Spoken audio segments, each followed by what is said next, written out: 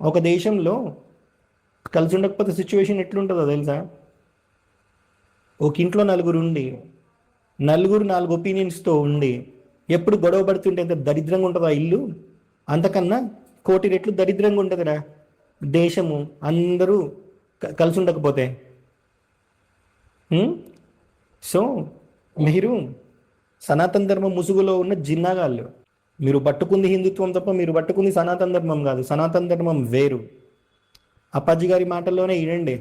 మైసూర్ దత్తపీఠానికి వెళ్ళి ₹1,00,000 తీసుకొని దత్తాత్రేయ స్వామి గురించి ఎప్పుడు మీ బతుకులకి చెప్పకుండా సనాతన దత్తబంధు అనే అవార్డు తీసుకున్నారుగా, ఆయనకి ముస్లిమ్స్కి ఉన్న రిలేషన్ ఏంటో చెప్తున్నాడు వినండి. इसलिए खान साहब हमेशा के लिए ये नाद मंडप वो तुम्हारा है, हमेशा के लिए आप आना है, अरे हर एक साल आप सेवा करना, भगवान का सेवा करना।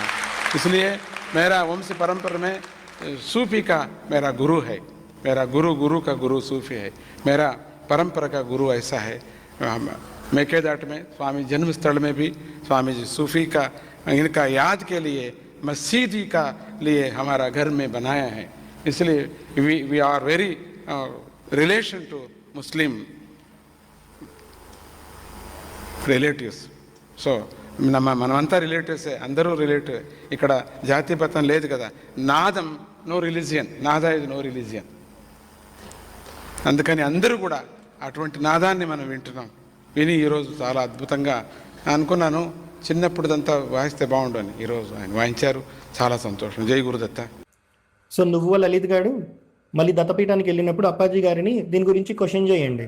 సారీ మీరు అక్కడికి వెళ్ళలేరు కదా. ఎందుకు అని అంటే, ఎవరి గురించి అయితే పోయినసారి మీరు దత్తపీఠానికి వెళ్ళి తిట్లు తిట్టించుకొని వచ్చారో అట్లా అతన్ని ఎలగొట్టారంట పీఠం నుంచి. సో